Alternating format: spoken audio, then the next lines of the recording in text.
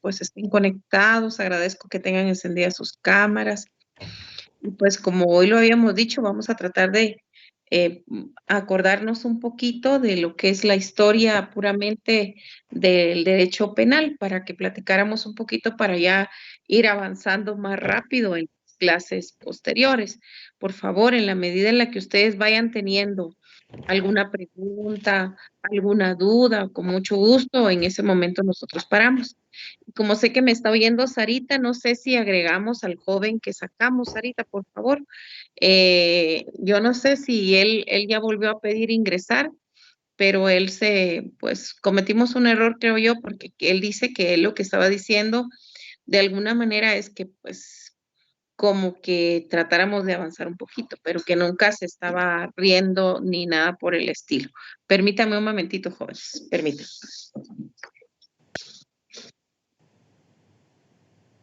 Sí.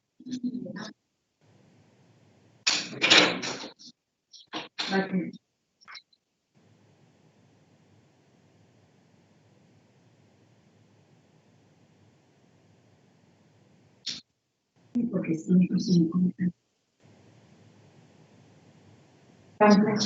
Ok, gracias. Ya.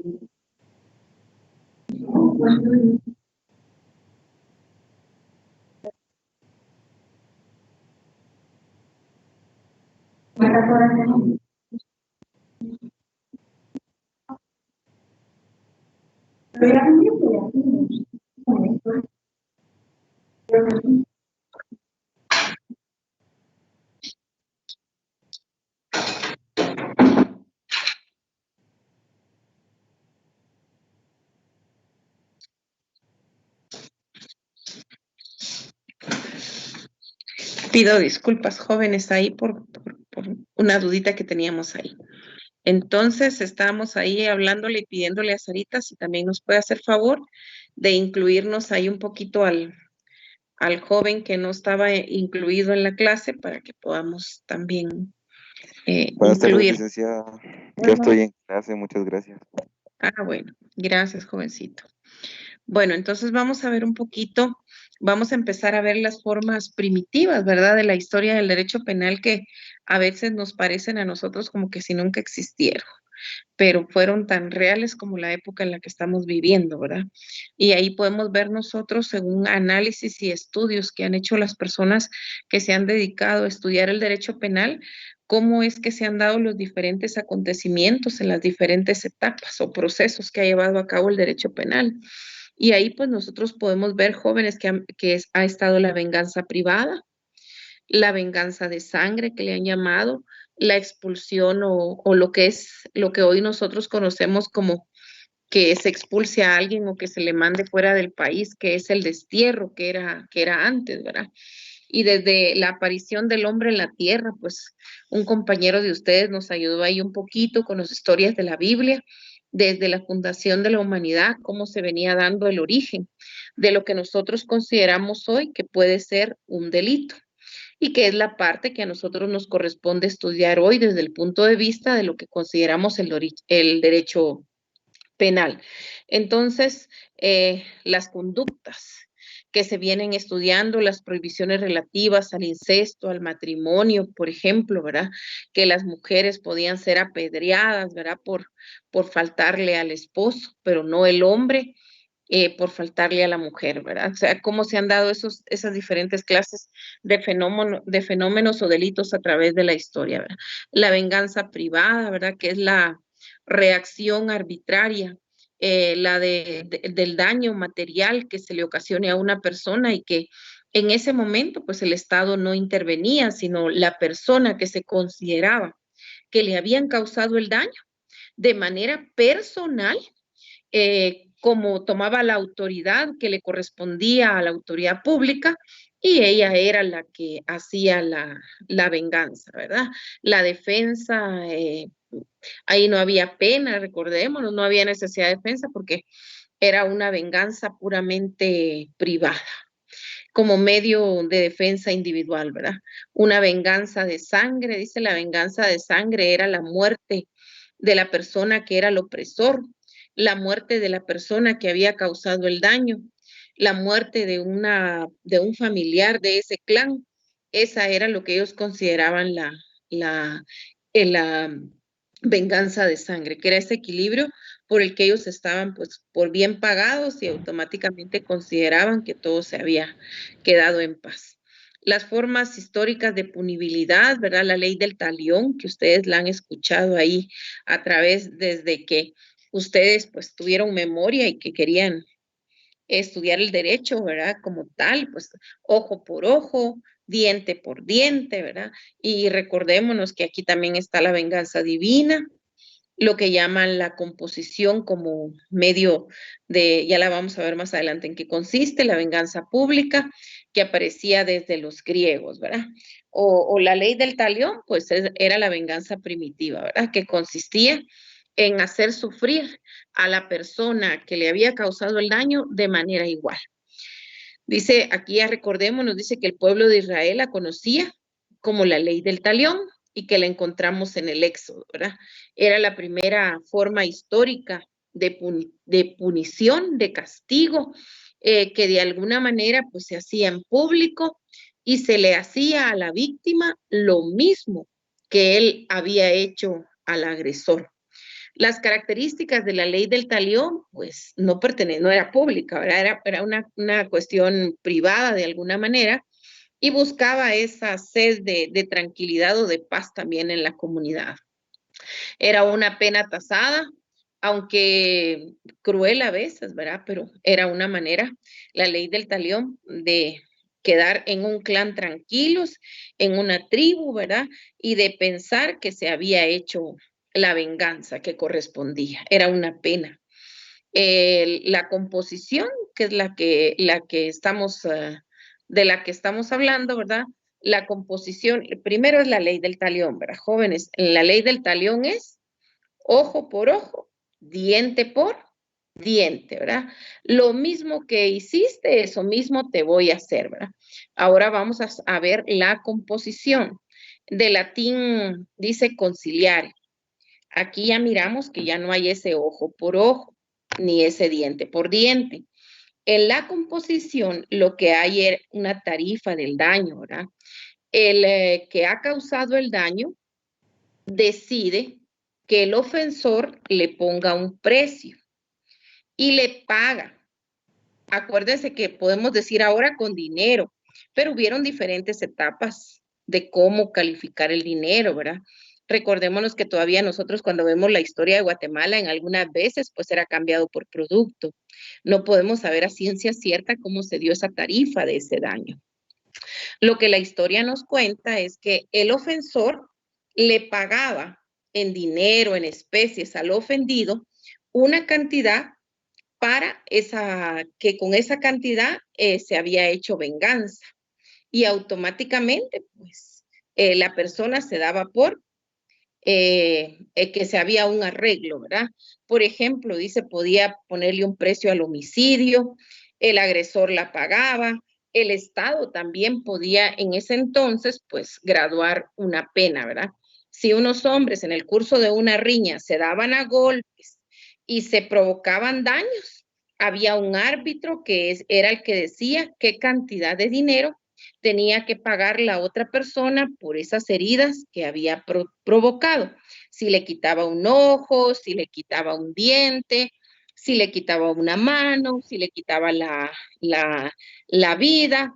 Este era, pues, de alguna manera un conjunto de arreglos que tenían que darse de manera que dineraria, pensemos ahora, ¿verdad? Pero también les habla ahí que también puede ser por una especie. Eran unas etapas históricas de solución de conflictos, ¿verdad? Que lo que llamamos es la composición, aparte la ley del talión, ojo por ojo, diente por diente. Aquí vemos que ya no es así, jóvenes. En la composición hay una tarifa, hay un pago, ¿verdad? que es el que se da por una autocomposición. Por ejemplo, ¿verdad? Consistía en la resolución o en solucionar el problema y que esa solución a ese problema de alguna manera se daba con una composición de dinero, ¿verdad? Jóvenes, ahora vamos a la venganza divina. La venganza divina, jóvenes, consistía en que el transgresor de las leyes religiosas debía de dársele muerte para complacer a los dioses, ¿verdad? O sea, si esa persona no se le daba muerte, los dioses no estaban contentos. Esa es la venganza divina, porque dice que el fin de todas las penas es la expiación de los pecados y que si esa persona no sufría, sus pecados no habían sido ¿qué?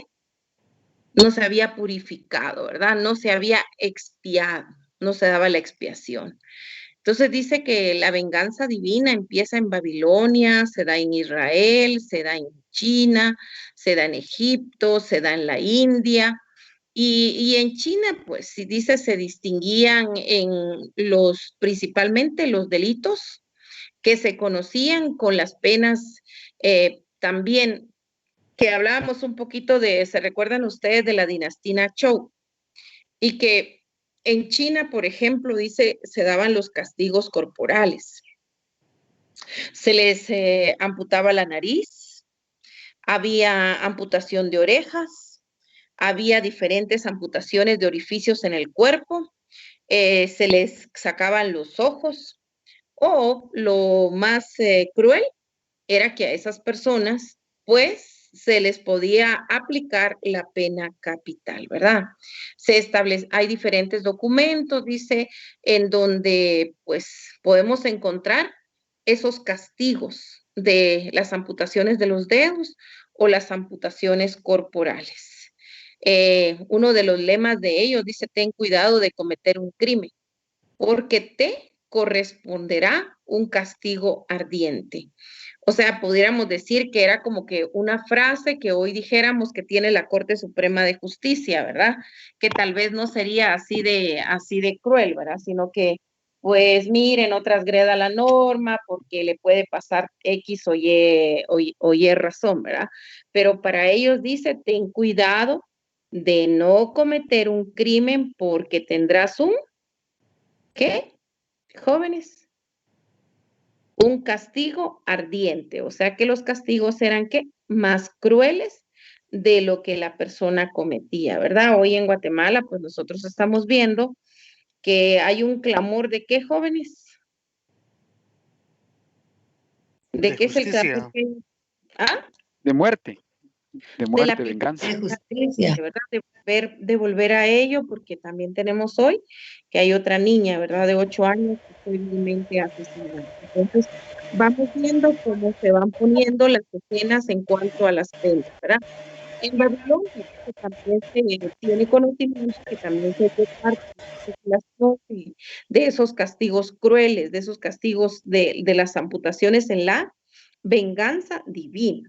El imperio babilónico, dice, establecía un código en el año 2250 antes de Cristo, que también se le llamaba como parte de la venganza también y se asemejaba un poquito a la ley del talión. Y ellos distinguían entre el dolo y distinguían entre la culpa. Pero las penas no dejaban de ser, ¿qué? Penas temerarias, no dejaban de ser penas crueles. También dice, se derrumbaba la vida de las personas, también se amputaban y de esa manera, entre más cruel era el castigo, como que había más satisfacción. Israel entonces conoce, dice también el homicidio. El homicidio como venganza privada, también eran apedreados, porque también se consideraba que el fin de esas penas era que las personas se sintieran como que estaban expiadas, estaban en un altar, que habían golpes, las personas morían con piedras y pues tenía que haber una violación bastante grave. Y si no dice, recordemos aquí los 10 mandamientos, que era parte por lo que se regían los hebreos o el pueblo de Israel. Por tradición, dice, estos mandamientos ya constituían lo que hoy nosotros tenemos en muchos de ellos como delitos, ¿verdad? La prohibición de adorar otros dioses, la prohibición de hacer idolatría, la prohibición de usar el nombre de Dios en vano, la prohibición de que se tenía que respetar el sábado, de honrar a su papá, a su mamá, la prohibición de matar, que no se podía cometer adulterio, la prohibición de robar, la prohibición de que no se podía dar falso testimonio en contra de ninguna persona y que tampoco se podía codiciar a la mujer del prójimo ni las propiedades del prójimo y que también de alguna manera pues era obligatorio para ellos respetar los ritos religiosos y que en esa tradición judía si no se respetaban era como una ofensa a los dioses, era algo grave, grave, grave para ellos, ¿verdad? Entonces dice, esas sanciones eran como que se desataba la ira de Dios. Y al desatarse la ira de Dios, entonces vemos, dice también en los libros del Éxodo, en los Deuteronomios, que venían los castigos, ¿verdad? Venían las muertes o las desolaciones para esas comunidades, ¿verdad? Porque no se había respetado el nombre de Dios, porque se había codiciado, porque se le había causado el daño al prójimo. Entonces también ese daño se le había causado a Dios, ¿verdad? En Egipto dice que también, pues en Egipto, recordémonos nosotros que la historia nos dice que, pues Egipto, inmediatamente nosotros recordamos a quiénes jóvenes. Cuando se nos habla de Israel, a los judíos. Cuando se nos habla de Egipto, ¿a quiénes recordamos? Los faraones. Excelente, muy bien. Entonces, muy bien, felicitaciones. Los faraones eran los dioses. Para ellos eran como que ese imperio de dioses y a quienes ellos respetaban. Entonces, de la misma manera, el que tenía todo el derecho de castigar, el que tenía la ley, el que aplicaba justicia, definitivamente, también por el tema religioso, eran los faraones, ¿verdad? Y entonces dice, de alguna manera aquí también se aplicó la pena de muerte, también se aplicó las amputaciones, y aquí se dice que habían edictos o las leyes de derecho penal se llamaban Hanrembal del siglo XV antes de Jesucristo. Aquí pues dice, también se castigaba el pillaje, el robo, ¿verdad? Que sería el cohecho, también el irrespeto a los faraones que se podía dar, ¿verdad? Y principalmente dice que el más cruel, al aplicar todas estas leyes del derecho penal, podemos encontrar a Ramsés II, ¿verdad? Que era también un faraón. Él condenaba todas las penas que aplicaba, dice, eran con penas corporales. Si alguien robaba, automáticamente le podía extraer hasta todos los dientes, dice, ¿verdad? Y posteriormente, dice, vamos nosotros a ir a la India. En la India, pues vamos a recordar el código de Manusmriti, que componía un manual, ¿verdad? También era una barbarie, dice, de la diferencia, ¿verdad? También ya se aplicaba, dice, al delito culposo, la pena máxima, ¿verdad? Y también ya se podía distinguir en la India por primera vez que habían penas que se aplicaban menores a aquellos casos fortuitos, aquellos casos que se consideran hoy que podríamos llamarles culposos, que no tenían la gravedad, ¿verdad?, de un dolo. Ya recordemos, jóvenes, que cuando hablamos de dolo, hablamos de la voluntad, hablamos de que la persona está consciente, que la persona quiere causar el daño, que lo ha planificado. Pero cuando hablamos de que es un caso fortuito o que es una culpa, culposo, estamos hablando que fue por X razón de imprudencia, de negligencia, de una impericia y que la persona no lo quiso ocasionar. Esa es la diferencia entre el dolo y la culpa. Entonces, también ya en la India ya se hacía alguna diferencia en estos desiguales, ¿verdad? Y por lo tanto, dice también, se aplicaban penas que eran distintas. No se aplicaba la misma pena para uno y la misma pena para el otro, ¿verdad? Le llamaban a los delitos más graves quichuas. Era el delito más grave y en aquel entonces dice que parte de esas comunidades eran nómadas, recordémonos, y que ellos tenían en su gran mayoría, que era lo que tenían, ganado, ¿verdad? Habían ovejas, habían animalitos, y que el que robaba esto, pues si robaba ganado, era condenado inmediatamente a la muerte o al destierro. Existía también, dice, el tabú de los templos, ¿verdad? Quien podía ofender a los dioses. La institución penal en ese entonces, principalmente nadie podía ofender a la tribu, ¿verdad? Quien ofendía a los dioses hindúes, pues se consideraba un sacrilegio y era una responsabilidad tan grande del individuo, ¿verdad? Porque blasfemaba en contra de los dioses y a raíz de eso podían venir maldiciones para ellos. Entonces existía la horca, la lapidación, el entierro, cuando la persona estaba viva lo podían enterrar o lo podían descuartizar, ¿verdad? Y existían dos clases para meter presa a las personas, los que eran los traidores, que traicionaban a los jefes, ¿verdad? Y los pinas, que eran los delincuentes que ellos consideraban que eran unos delincuentes de clase menor. Vamos a ir un poquito a la venganza pública. Aquí empezamos ya con los griegos. Y cuando nosotros hablamos de los griegos jóvenes, inmediatamente tenemos que recordar a quién. A ver, cuando hablamos de los griegos, yo quiero que alguien me ayude. ¿A quién recordamos? Hola. Cuando hablamos de los griegos, ¿a quién recordamos, jóvenes?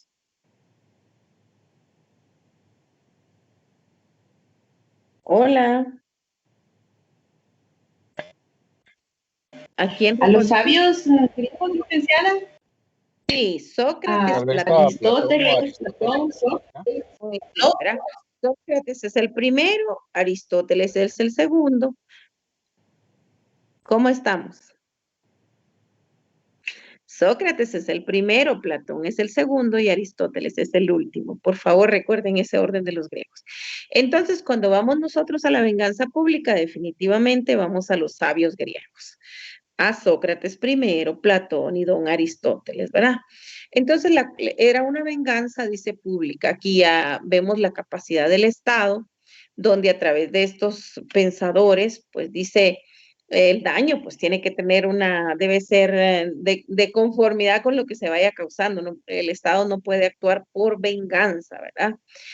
Entonces dice que el Estado aquí es donde empieza a tomar conciencia de lo que hoy conocemos nosotros como el derecho penal. Tenían que corregir al delincuente, tenían que prevenir el delito y tenían que defender a la sociedad. Mire cómo está. Tenían que corregir al delincuente, tenían que prevenir el delito y tenían que defender a la sociedad, ¿verdad? Eso es lo que hasta hoy nosotros le llamamos como la venganza que jóvenes pública, ¿verdad? Que empezó con los griegos. La venganza pública en Grecia tenía dos etapas, la etapa legendaria y la etapa puramente histórica. La etapa legendaria en el derecho penal le llamaban la polis. La polis eran los diputados ahora en nuestro país, eran los que hacían las leyes. La polis eran los que ejercían la política, eran los que ejercían la autoridad, eran los que estaban bajo el dominio del dios Júpiter y bajaban el dios Júpiter y les daba las leyes. Ellos eran la etapa legendaria, ¿verdad? Ellos eran los que escribían el delito y le asignaban una pena desde el dios Júpiter, ¿verdad? Eran las diferentes composiciones. También tenían ellos la pena de muerte, tenían la pena del desierto y estamos viendo ahora con los griegos la venganza pública. Las etapas históricas. Entonces aquí vamos a ver a quiénes, a don Sócrates, vamos a ver a Platón, vamos a ver a Aristóteles, pero también hay otros griegos como don Pitágoras, como Protágoras y dentro del derecho penal, ¿verdad? El derecho penal en las etapas históricas dice es laico con base en un derecho que se conoce como un derecho que es natural, ¿verdad? El delito va evolucionando de conformidad como va evolucionando la gente lo vemos hasta hoy día. Las etapas del delito de responsabilidad individual van evolucionando según evolucionan las personas, ¿verdad? Para Pitágoras, el delito rompía el equilibrio de la sociedad, se volvía un caos en la sociedad con las personas y por lo tanto debía de imponérseles una pena para que a través de la diosa Temis, esta pena automáticamente hiciera que volviera la sociedad en un equilibrio, ¿verdad? Para Protágoras, él definía la idea de que la pena iba a darle un ejemplo a las demás personas y también al que causó el daño, para que ya no se continuaran causando más daños. Entonces, él decía que para Protágoras era la teoría de que había que dar ejemplos a los demás para que ya no se siguieran cometiendo más daños, ¿verdad? Sócrates dice que el delito necesita una educación, que el fin de la pena definitivamente, como es hasta hoy día, necesitaba reeducar a las personas. Su teoría se basaba en que el hombre que cometía un delito, pues de alguna manera causaba daño, pero ese hombre también tenía algo que no le permitía la capacidad de tener el fundamento completo de todo lo que estaba acontecimiento, sino que ese hombre tenía faltas de virtudes. Recordémonos que a través de la historia nosotros recordamos a Sócrates como el hombre que de la sabiduría, ¿verdad? Cuando estudiamos a Sócrates, dice el filósofo que nos enseña el amor a la filosofía, ¿verdad? Entonces, jóvenes, entonces Sócrates dice que estos hombres que cometen algún delito eran hombres faltas de virtud, faltos de sabiduría, ¿verdad? Entonces, que de alguna manera era importante que estos hombres se educaran, ¿verdad? Que se cultivaran, y que estos hombres lo que les hacía falta era educación. Y que estos hombres, por tener esa falta de educación, eran que tenían una obsesión a hacer lo malo y que eran más proclives a cometer delitos. Por eso Sócrates decía que la pena, su única función era la reeducación, ¿verdad? Educarlos. Ahora vamos a Hipócrates. Hipócrates se considera como el padre de la medicina, igual que Aristóteles, porque recordémonos que grandes de los fundamentos que tenemos ahora en medicina, también nosotros se los debemos a el señor Aristóteles, ¿verdad? Se le considera el padre también de la biología criminal, que estudió al ser humano, y él lo plantea desde 4 puntos de vista. El primero, que el hombre dice que tenemos hombres que tienen un carácter que es sanguíneo, que tenemos otros seres humanos que tenemos una constitución que le llama flema, que el carácter es más flemático, caracterizado por una indiferencia, que son más perezosos y que tienen cierta amnesia emocional, ¿verdad? Ya recordamos nosotros cuando dice que el hombre es bilis, su carácter es colérico, ¿verdad? Y que reacciona mucho más rápido. Y la bilis negra es el hombre que es melancólico, dice que siempre está como que poetizando, pensando. Esta teoría es considerada todavía en criminología porque dice que no debe calificársele al individuo de manera igual, que cuando una persona comete un hecho criminal, deben de verse estos 4 humores. Si él es sanguíneo, si él es flemático, si él es bilis o si tiene una bilis negra, si es melancólico, si tiene una amnesia emocional, si es colérico o si es sanguíneo, ¿verdad? Entonces dice que debe de verse el carácter del individuo, debe de vérsele el temperamento del individuo, que no se puede calificar criminológicamente en el derecho penal, si queremos ver la parte científica, de la misma manera al ser humano. Platón dice que el delito está en la ignorancia de las leyes, que el fin de la pena es la cura moral. sea, si a la persona se le pone una pena y él cumple con esa pena, automáticamente se suponía que él va a ser educado nuevamente moralmente, ¿verdad? Y que esta es una corriente sociológica que hay que estudiar al individuo, que hay que ver si ese individuo es una persona que está enferma, que hay que ver si las causas por las que comete el delito es la miseria, es la guerra, es la injusticia social, que cuáles son o en qué nos amparamos nosotros para ir estudiando la vida, porque podríamos decir, dice que no es lo mismo vivir en Suiza que vivir en Guatemala, ¿verdad? Entonces vamos viendo que hay diferentes fenómenos desde el punto de vista de la sociología que van incidiendo a la hora de que decía Platón, que las personas puedan enfermarse para cometer delitos, ¿verdad? La sociología criminal entonces nos va a ir dando esa realidad, nos va a ir dando esos delitos que muchas veces se cometen por las injusticias económicas, por la falta de equilibrio salarial, podemos ver nosotros también que se van a ir cometiendo delitos por esa falta de realidad en la que nos encontramos unos ante otros. Aristóteles dice que el delito pues es un conocimiento que debe ser público, ¿verdad? Que debe ser igual que la libertad. Todos debemos de cometerlo, ¿verdad? Que pues podemos decir que una persona que es alcohólica no le podemos llamar un criminal, sino que desde el punto de vista de la psicología criminal, que es la que estudia Aristóteles, él es un enfermo del alma, dice. Él es un enfermo de los pensamientos, que en él las virtudes se alteran y que esa virtud que se va alterando le puede llevar a situaciones anormales y que esas situaciones anormales pues se van constituyendo en causas criminales. Entonces dice que podemos estar equivocados al juzgar de la misma manera a una persona que está pasando por esa etapa o por esos factores que van dañando al individuo.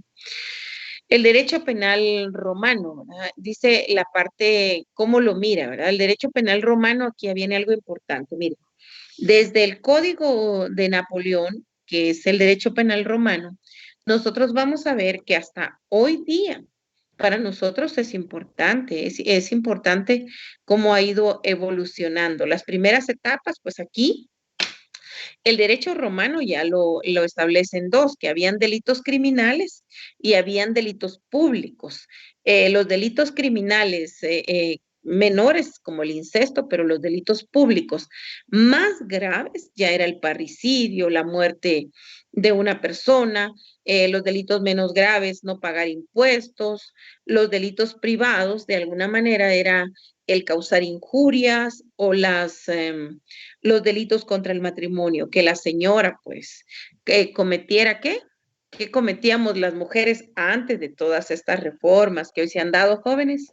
Adulterio. Adulterio. Entonces, de alguna manera podemos ir viendo nosotros que eso se constituiría como un delito ¿qué? ¿Qué delito era?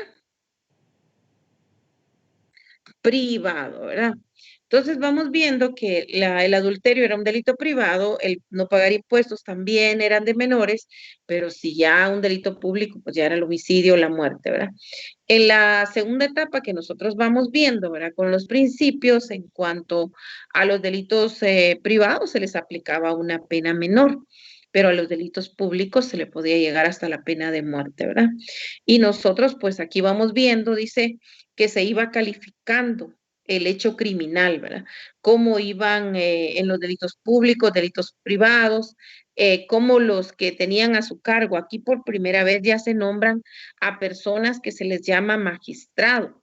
Estas personas eran las que calificaban jóvenes. Estamos hablando del derecho romano, porque en el derecho romano empezamos nosotros a ver que ya hay una constitución desde 1317, ya podemos ver nosotros que hay procedimientos que se van dando desde el 1140, desde las leyes o los temas de derecho canónico, ¿verdad? Porque venimos del derecho, ¿qué? Romano, Roma, ¿verdad? Eran delitos que se iban haciendo a través de la iglesia, ¿verdad, jóvenes? Aquí habían entonces ya magistrados que iban tipificando la ley, que iban dando los aspectos tanto subjetivos como objetivos de lo que consideraban lo que se llamaba dolus malus, el, el dolo, la maldad que llevaba el ser humano, o el dolus bonus, que era algo que se cometía porque no se quería cometer, ¿verdad? Y entonces es cuando se empiezan a conocer que algunos debían de ser agravantes como el dolus malus y que unos debían de ser atenuantes como el dolus bonus, ¿verdad? Que eran unos por impulso y otros porque ya queríamos causar de manera grave todo eso, ¿verdad? Algunos dicen que eran pues forzados. Aquí recordémonos nosotros que tenemos toda una leyenda. A ver si alguien tiene idea de cómo era ese interrogatorio que se hacía en ese derecho romano, que tiene relación con el derecho canónico. ¿Cómo era que se hacían esas interrogaciones para llegar a qué? A la imposición de las penas que se consideraban graves. ¿Cómo se iban dando? Hola. Eran como cuestiones públicas en el que intervenían algunas autoridades, tal como fue la muerte de uno de los sabios, no sé quién fue, que que lo acusaron de pervertir a los jóvenes, que tomó cicuta, ¿verdad? Recordémonos que ya no estamos con Sócrates. Ahora estamos y dimos el paso para estudiar a qué? El derecho romano, ¿verdad? Vamos más para allá. Entonces, jóvenes, aquí se empiezan con las penas, los tratos crueles, las penas que donde se les torturaba, se les obligaba a las personas con trabajos muy forzados para obligarlos a qué? A que declararan, ¿verdad? Y aquí tenemos historias como que habían personas a las que se les puchaba, si le salía sangre o le dolía, entonces era culpable, pero si no le dolía era porque Dios lo había protegido, se podía tirar a alguien al mar y si la persona se le ponía una piedra y si no se ahogaba, entonces esa persona era inocente, ¿verdad? Pero si no, es que los dioses le habían dado el castigo y era culpable, ¿verdad? Entonces vamos viendo cómo se van dando esos métodos para poder llegar a que la persona declarara. ¿Verdad? Entonces, posteriormente del derecho romano, pues tenemos el derecho penal germánico, donde aquí había un objetivo. Aquí quien lo aplicaba era el pater familias. Él era un juez o era un sacerdote. Y este era el que exigía que se hiciera venganza en nombre de otros.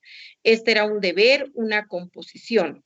La composición era que también él tenía facultades para que esta persona pudiera pagar una multa, para que pudiera pagar también un daño civil y para que si esta persona no lo hacía, pues él tenía la responsabilidad de poderle imponer una pena. También ya se hacía en este derecho germánico la división entre dolo, entre culpa y lo que hoy llamamos un delito preterintencional, que vamos a ir viendo poco a poco cómo se va cuestionando, porque la preterintencional ni es doloso ni es culposo, se queda en un limbo. Entonces, desde aquí, desde el derecho germánico, vamos viendo que ellos tienen un delito doloso, un delito culposo, pero también ya le agregan el delito que ellos llaman fortuito, que puede ser para nuestros días el preterintencional. ¿Verdad?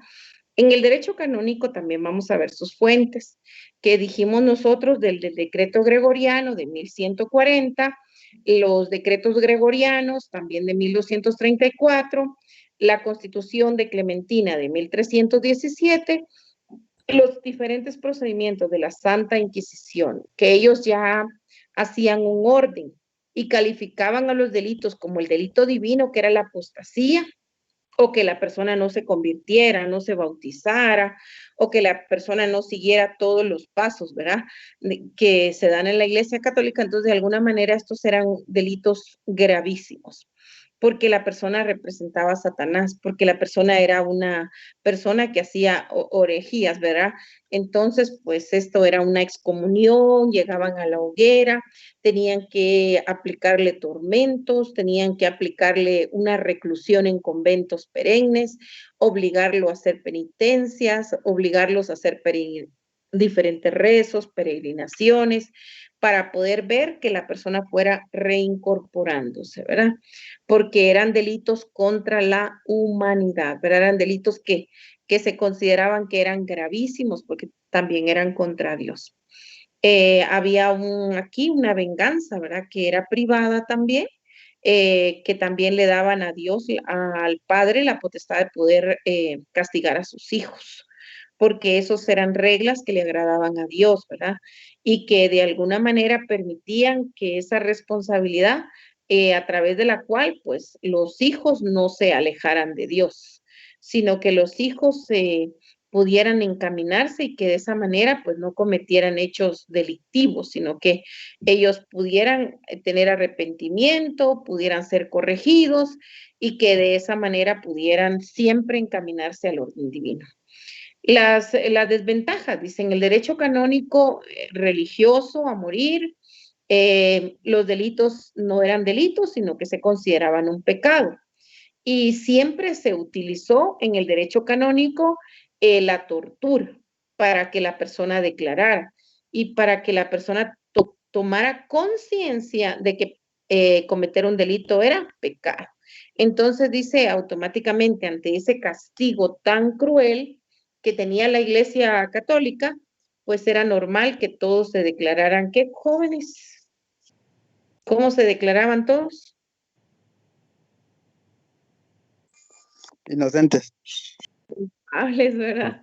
Porque Culpables. había castigo, ¿verdad? Claro, ante el castigo todos se declaraban culpables, porque eran muchos los castigos que le aplicaban, ¿verdad? En el derecho penal europeo, en la Edad Media, dice, aquí ya hay una diferencia entre el derecho canónico, el derecho germánico y el derecho romano. Ellos ya toman de los tres. Entonces dice que ellos empiezan con las leyes de Justiniano. Para ellos el derecho penal era un interés, por supuesto, de la monarquía, del clero, de los nobles, y que por supuesto la ley no podría aplicarse por igual a todos. No se les podía aplicar ni a los monarcas, ni a la nobleza, ni al clero. La ley penal para ellos se aplicaba a quienes jóvenes. ¿A quiénes se aplicaba? Si no eran los nobles, si no eran los monarcas, si no era el clero. ¿A quiénes? A los plebeyos, ¿verdad? Hoy pudiéramos decir, como dicen muchos autores, el derecho penal se sigue aplicando a los de pies, ¿qué? ¿Cómo se dice? El derecho penal se sigue aplicando a los de pies, ¿qué?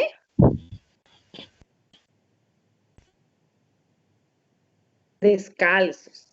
Entonces, ya aquí ya se están platicando de esas desventajas, ¿verdad? Dice que el derecho penal era para los plebeyos. Había un proceso que también era secreto, no existían ni por pensamiento las garantías procesales, sino que el pensamiento devenía de la nobleza, devenía de los monarcas, y ellos eran los que aplicaban al arbitrio de ellos el derecho penal. Y el juez, pues, era el que tenía facultades absolutas de sentenciar, de conocer el caso. Podía que el individuo llegara, podía que el individuo no llegara. Inclusive se considera que en aquella época también los animales podía imponérseles alguna pena. Las penas que se imponían en aquel momento, dice, eran penas excesivamente crueles. La pena capital, la mutilación, los trabajos forzados, la tortura, también podría darse la confiscación del feudo a favor del monarca. Podía quitársele todos los bienes. Lo que hoy estamos viendo y que estamos volviendo, que consideramos que es la ley de extinción de dominio, que ciertos bienes van a regresar a favor del Estado. Entonces vamos a ver, dice que el derecho romano también se le consideró en aquellas épocas también un derecho hacia los pueblos que estaban en vandalismo, o sea, que eran como los bárbaros, ¿verdad? Entonces dice, se daban las ordenanzas criminales del rey Carlos V, más conocidos como el Código de Carolina, que tiene en sí una característica fundamental. Hizo desaparecer, ¿verdad? el carácter público del derecho penal y estatal, y de alguna manera dijo que para todos debía de ser aplicado el castigo, pero de manera individual, no de manera no estatal, sino al individuo se le debía de aplicar. En Italia se da también el Corpus Justiniano, que en lo que consistía era en tener una guía para saber cómo se debía de castigar y saber qué era el estudio de lo que se podía anotar como considerarlo como delito, ¿verdad?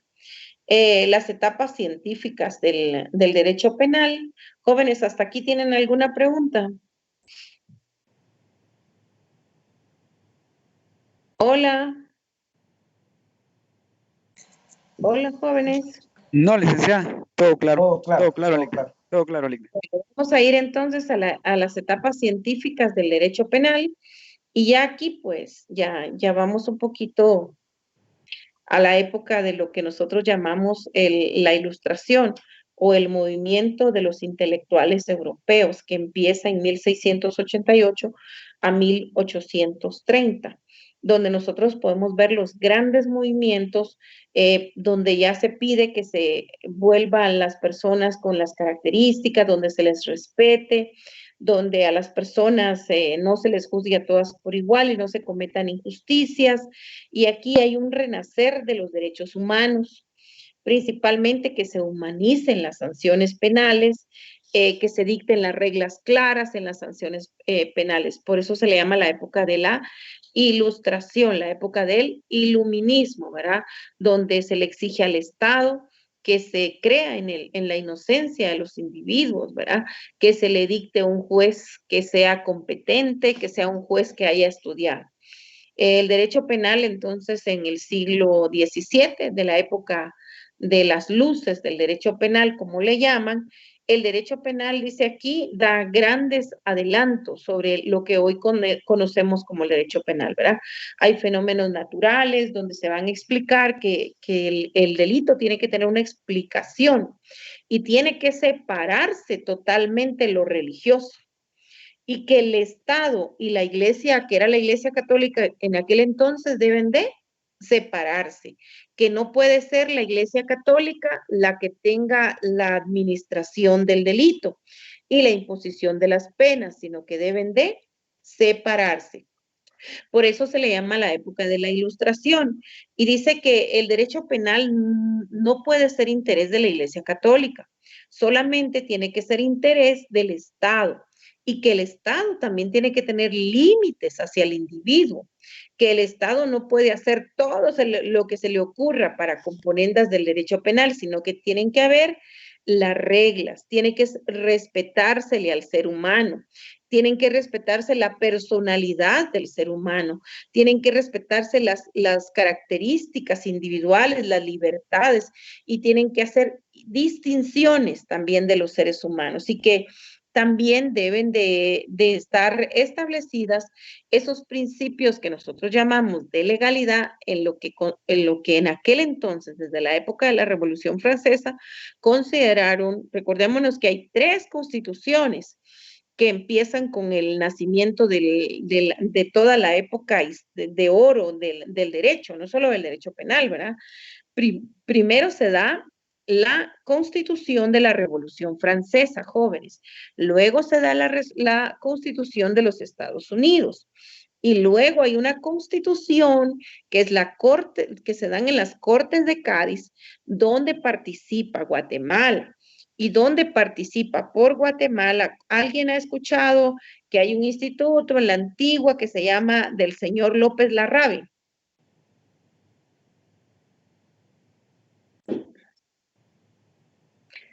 ¿Cómo se llama ese instituto? Les dije un nombre equivocado, pero yo quiero que ustedes reaccionen. A ver, ¿alguien es de la antigua?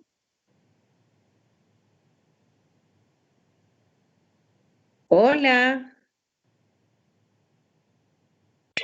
Yo no lo conozco, licenciada. ¿Usted es de la antigua? No, licenciada. A ver. Que él me lo va a decir más rápido. ¿Quién es de la antigua? No hay nadie de la antigua. Bueno, primero es la Constitución. No, ¿Perdón? Hola. decía que todos somos de acá, Leo. Ah, excelente. Bueno, a la par del Congreso de la República, ¿cómo se llama esa? Que fue un instituto al principio, pues, pero ahora ya es como que un centro histórico. ¿Cómo se llama ese edificio? Que está a la par del Congreso de la República. ¿Cómo se llama? Que él fue la persona que nos representó en las Cortes de Cádiz. Y hasta hoy día, cuando ustedes leen parte de la historia de las Cortes de Cádiz, dicen que nuestro representante hizo un buen papel. Y es precisamente esta época del iluminismo, donde se crean las garantías procesales, donde se crean las constituciones, y que en aquel entonces pues le llamaban los derechos humanos de primera categoría. ¿Cómo se llamaba? Hola. ¿Doctor Mariano Galvez? No. ¿Doctor Mariano Galvez? No. No. A ver, ¿quién nos representó ante, pues, a Cádiz, ¿verdad? Para hacer las Cortes de Cádiz como diputado de Guatemala, que sería el primer diputado, y que navegó para llegar a las Cortes de Cádiz?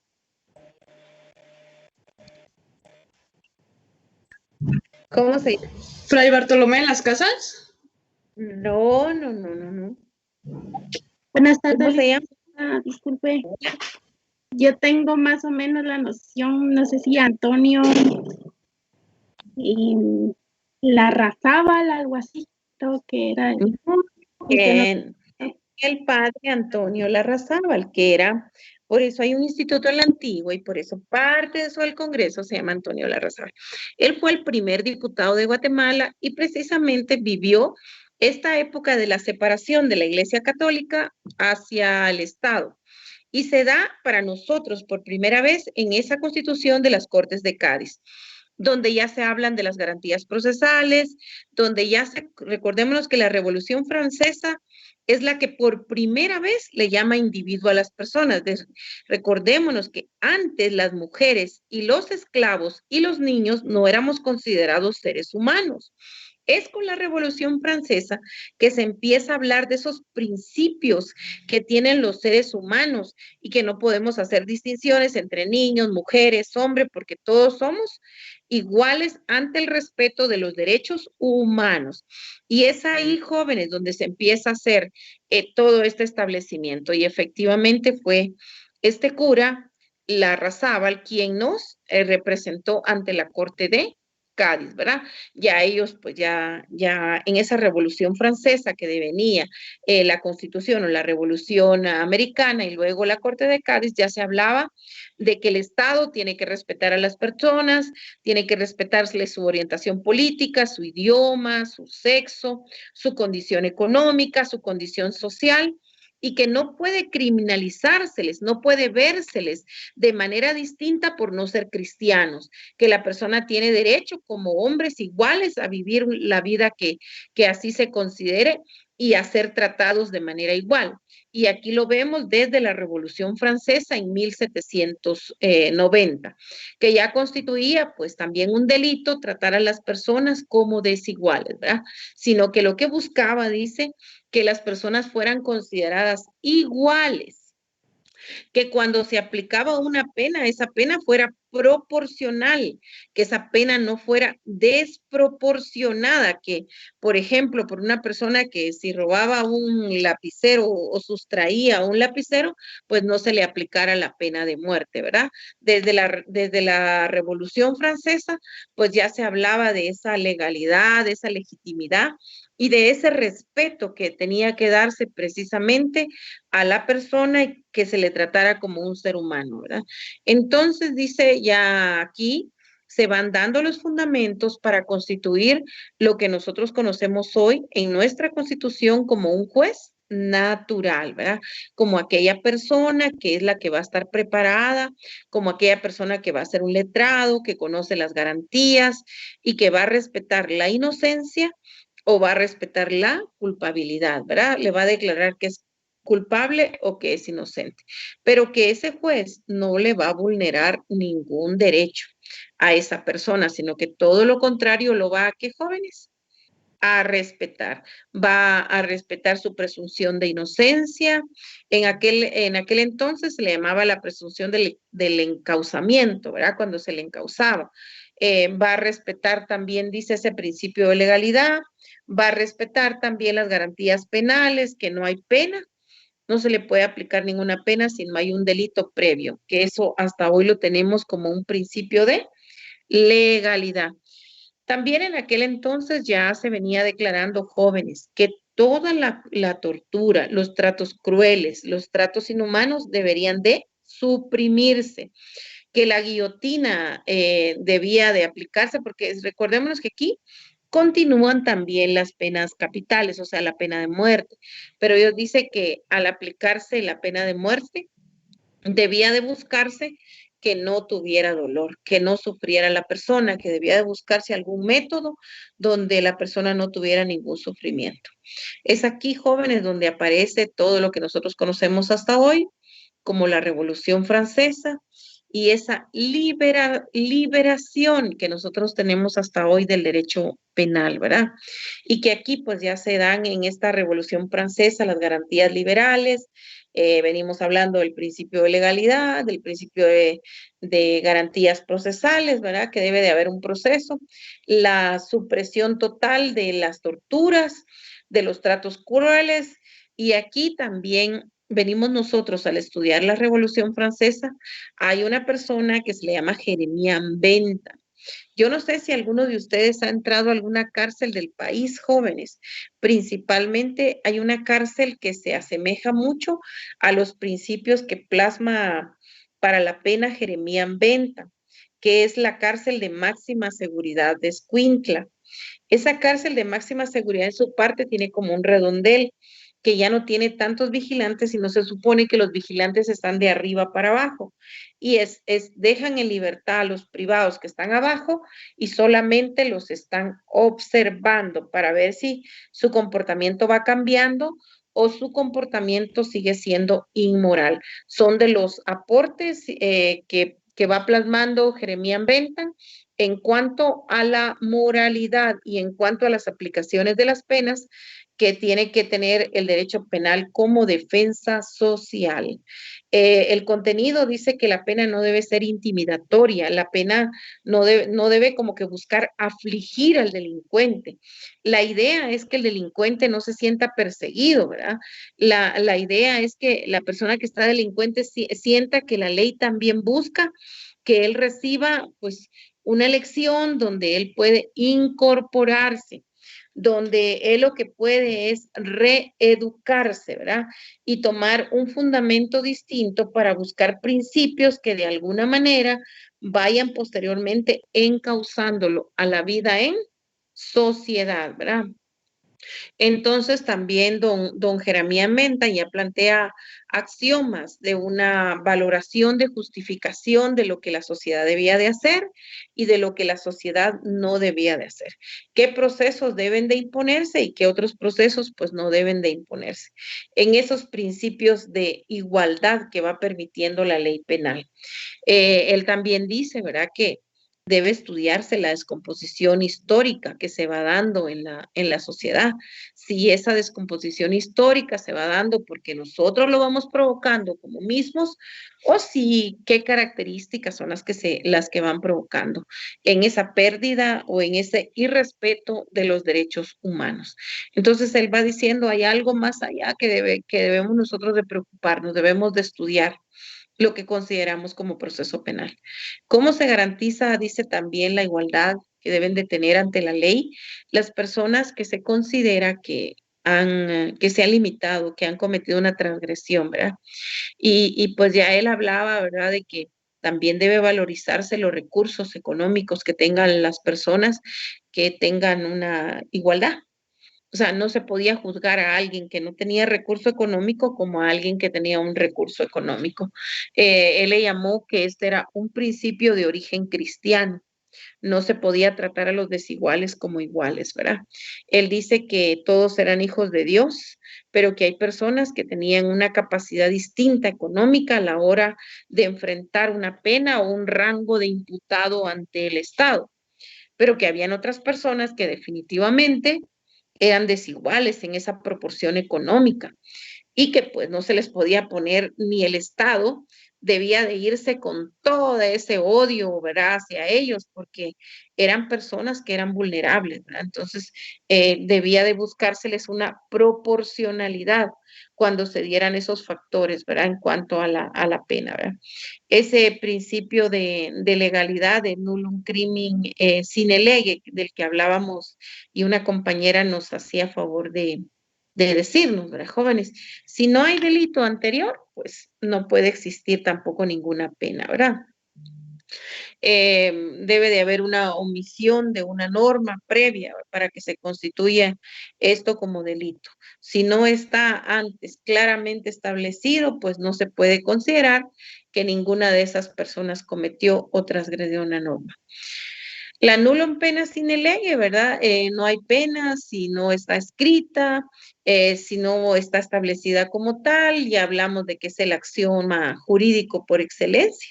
En el derecho penal todo tiene que estar normado. Si no está en la norma, entonces no existe. El juez no puede, por axiológicamente integrar normas. El juez no puede dictar penas sino las que están claramente establecidas. Pues ya en la época se hablaba de que se debía de eliminar por completo la tortura como procedimiento. También las penas peligrosas, ¿verdad? Y también dice que se debía de desaparecer ese principio de que cualquier persona podía juzgar en nombre de la iglesia o podía juzgar en nombre del Estado, porque esto era algo que comprometía a los desiguales, que iban a juzgarse a los que no tenían dinero, a los desiguales, con penas totalmente distintas de aquellas personas que se les iba a suavizar la pena. O sea que se les iban a aplicar porque tenían dinero penas sin dolor. Pero a los que tenían desigualdad, se les podía aplicar seguramente hasta la guillotina, ¿verdad? Entonces dice que el Código Español en 1822, como antecedente al Código Penal, que tiene las primeras características de la introducción de lo que ellos ya consideran una escuela, que aquí vienen diferentes pensamientos. Aquí es cuando se empieza a hablar de las escuelas penales, que más o menos ya íbamos encaminados en una, pero la positiva me parece, ¿verdad? De la escuela clásica, pero que como estamos haciendo la retrospectiva, más o menos un antecedente global del derecho penal, jóvenes y jovencitas, vamos a ver aquí, que cuando hablamos nosotros de una escuela, es un cuerpo de muchos pensamientos, de composiciones que van legitimando, que van estudiando lo que es el delito y lo que es en la pena, pensando en cómo debe mejorarse lo que actualmente se tiene. Y luego se va a trasladar a un tratado, se va a escribir, y que eso es lo que se considera que es una escuela del derecho penal, ¿verdad? Son esos pensamientos que van orientando, que se van trabajando a través del método, ¿verdad?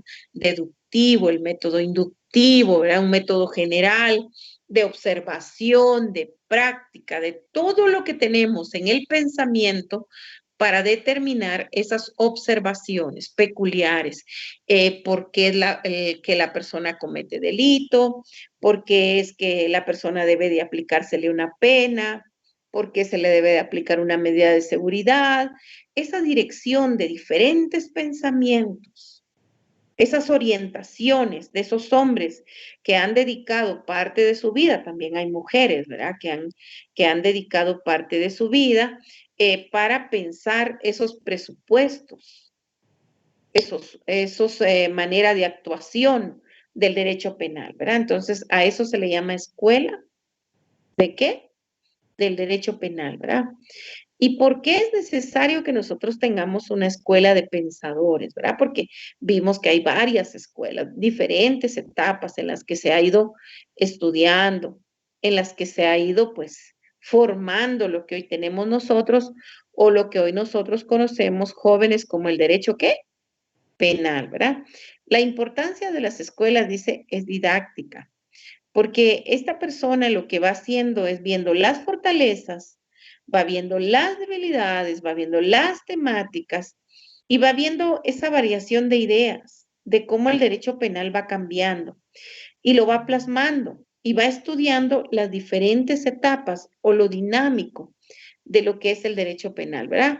Y vamos viendo que las penas crueles no servían, la pena de muerte hoy está en discusión también por varios de estos pensadores que se dedican al pensamiento del derecho penal y hoy vemos que en muchos de nuestros países pues hemos abolido la pena de muerte.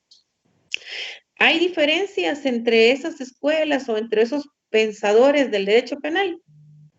Por supuesto, ¿verdad? Jóvenes, tienen que haber diferencias porque hay diferentes etapas. Porque nosotros decimos que hay diferentes ¿qué? Ejemplos de cómo se ha ido dando la pena, de cómo la pena de considerarlo un pecado, o el delito, perdón, de considerarlo un pecado, muchos lo han estudiado desde el punto de vista médico, esas características que pueden hacer que las personas incursionen más en cometer hechos delictivos, que puede hacer que las personas sean más vulnerables, ¿verdad? Como la pobreza, la falta de trabajo, la extrema pobreza, la desnutrición crónica, la desnutrición aguda, también cuando nosotros le llamamos a los niños que desde pequeños, pues lo que ven es que su papá se comete el crimen y se va volviendo como que para ellos algo normal, porque no han tenido la oportunidad de un acceso a la educación y no han visto sino ejemplo de hechos criminales. Y lo podemos ver pues a través de los diferentes estudiosos como Ferri, ¿verdad? Que Ferri era un psicólogo que se dedicó a estudiar el tema carcelario, ¿verdad? Y en esos pensamientos entonces distintos de las escuelas se van dando diferentes ideas, se van dando diferentes direcciones, se van dando diferentes métodos de la pena, diferentes maneras de cómo considerar la pena, que ya no se debe considerar como un mala pena, ¿verdad? Sino que ya la escuela positiva dice la pena debe ser usada con exclusividad para reincorporar, para que la persona sienta que la persona puede valer, ¿verdad? Entonces vemos, dice, no, en la escuela clásica dice, no, el delito es un mal. Pero la escuela positiva dice, no, el delito puede ser un fenómeno fáctico, un fenómeno jurídico, algo que acontece por una época, no siempre va a ser igual.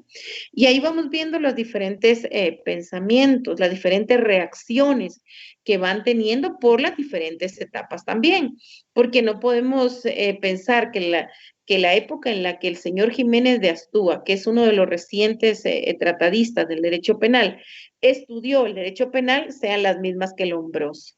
Entonces, esas escuelas van variando. Sus pensadores lo van creando en diferentes etapas. Y todos esos pensamientos forman la escuela del derecho o las diferentes escuelas del derecho, ¿qué? Penal. A ver, hay alguien levantando la mano, por favor. ¿Hay alguien de ustedes levantando la mano? ¿Tienen alguna pregunta?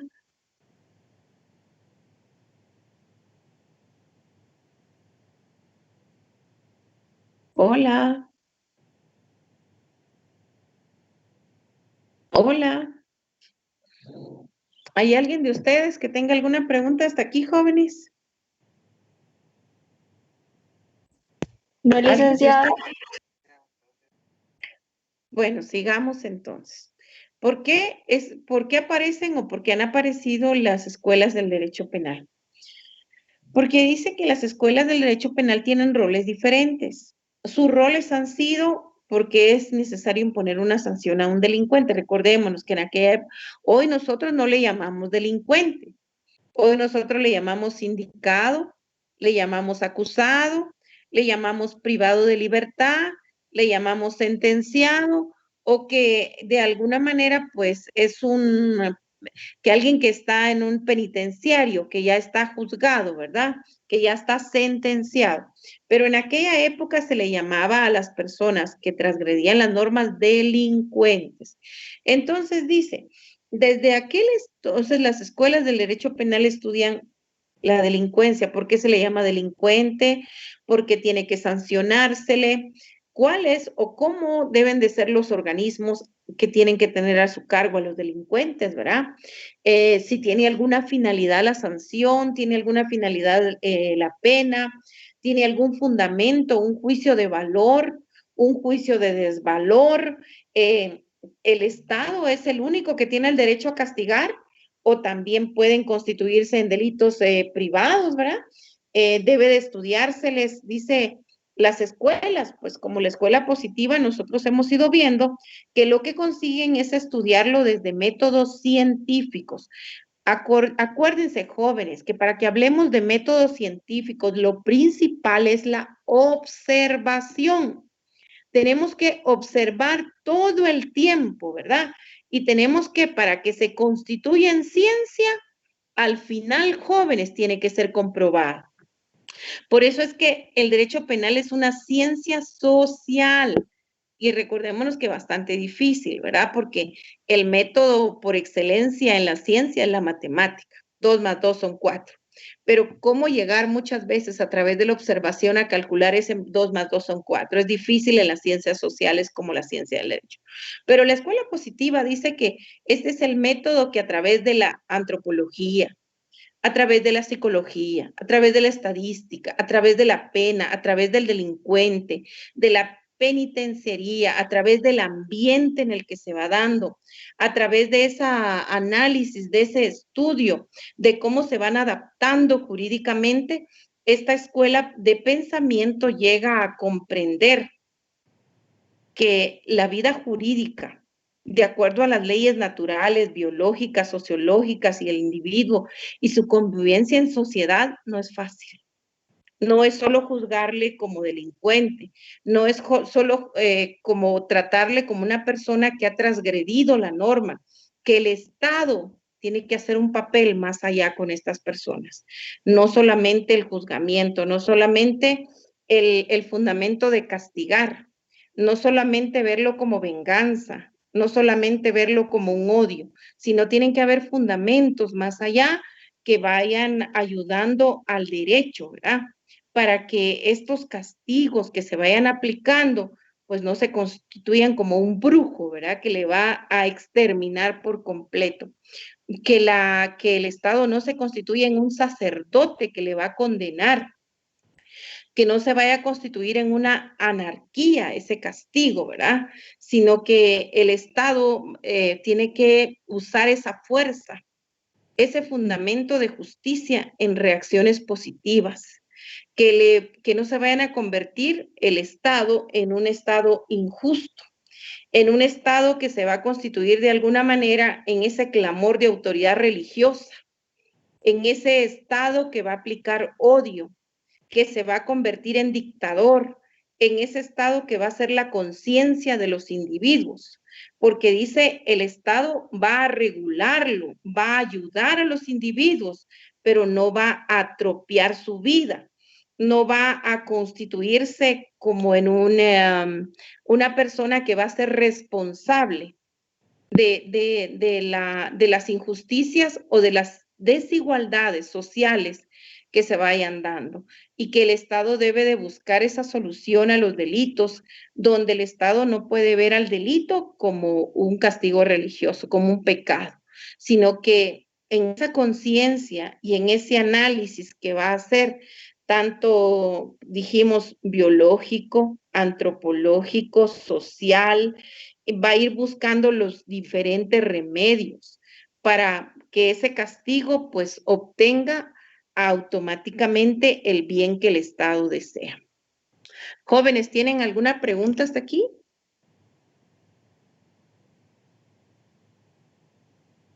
Hola. No, licenciada, todo claro. No, licenciada. No, licenciada. Nos vamos a quedar ahí, jóvenes, y vamos a seguir entonces el día martes. ¿Oyeron? Que tengan un feliz fin de semana, que descansen. De acuerdo, muchas gracias, licenciada. Buena tarde.